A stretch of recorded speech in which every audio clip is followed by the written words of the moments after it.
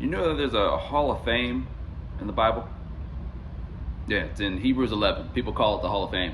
It's got all your favorite characters. It's got Noah up in there. He's building the ark and stuff. Noah, by the way, drunkard. A bit of a drunkard. Well, he got drunk, so drunk once that he just started taking his clothes off, totally naked, and just passed out, just spread out, naked and drunk, in a place where his family could see him and did see him. And that was the whole thing. You have Moses, who murdered somebody. I'm not hating on the man. I'm just saying, I'm just stating the fact. He murdered somebody and then ran off. Who else is up in here? We've got, in the Hall of Fame, we have Rahab, a prostitute. Not hating on prostitutes. If you're a prostitute, I mean, try to pick a better life. But hey, do your thing. Do your thing. I'm just pointing out that Rahab, the prostitute, is in this list of Hall of Fame. It's got David in there and Abraham who tried to sacrifice his son. So I'm just saying there's imperfection within this Hall of Fame, as it should be, because it's not about the works of human beings. It's about God. So I'm just pointing that out. But it got me thinking about what would be like my Mount Rushmore of Christian characters, I guess you'd call it. That's the thing about the Mount Rushmore of Bible badasses, something like that. We'll work on it. And I would have, I guess most people would have the Apostle Paul first. He's like the GOAT. Like, of course, Jesus would be the GOAT, but Jesus is like the mountain. Like, we're talking Mount Rushmore. Jesus is the mount, so it would be cheating to have Jesus on his own mount.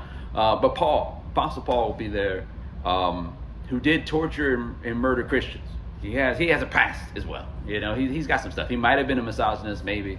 There was a whole thing with slavery, and some people think he should have did a little bit more for that. But whatever. The Apostle Paul wrote a lot of the New Testament. He's in, right? He's on the Mount Rushmore. He's like Michael Jackson, right? King of pop forever, as far as I'm concerned. But Michael Jackson's got a past. But whatever. Apostle Paul, Mount Rushmore. There's always like a really old dude. Who's like the foundation of whatever you're talking about in everybody's Mount Rushmore. The old dude is going to have to be Moses, even though he murdered somebody. He didn't murder as many people as Paul. Moses up in there. I would say he's in there. You got to have Jesus' mama, right?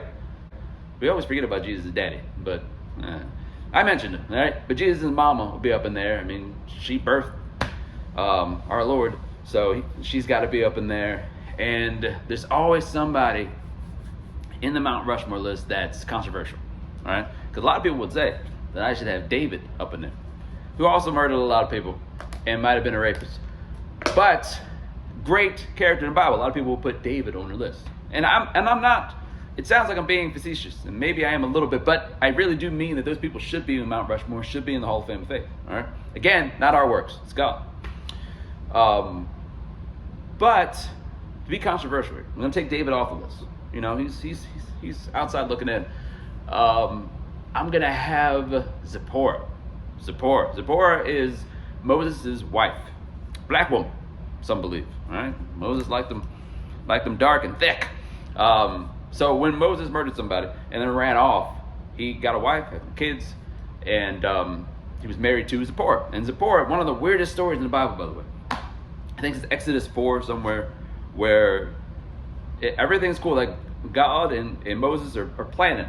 God is giving Moses what he's supposed to do when he goes back to Pharaoh, let my people go, and so on and so forth. And then, like, the next verse over, it says that God was like lurking in the shadows. I'm paraphrasing, about to kill Moses. I was like, what? Like, we missed a lot of details. But Zipporah realizes this. So what she does is she circumcises her son, takes the foreskin and touches Moses' foot with the foreskin. And then everything's cool. The next verse over, God and Moses are fine again. Weirdest story in the Bible. One of the weirdest stories. So yes, to me, if you don't have Zipporah, then you don't have, Moses dies because God murders him.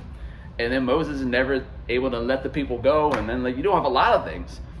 If there's no Moses and there's no letting other people go, the story doesn't progress in the Bible without Zipporah saving her husband by taking the foreskin, cutting it off her son, and slapping the bloody foreskin all over Moses' feet. Zipporah. That's what I'm saying. So, to recap, people, Mount Rushmore, Bible badasses. We've got Moses, we've got his wife Zipporah, we've got Mama Christ, and we've got the Apostle Paul. Yes, yes, people, yes.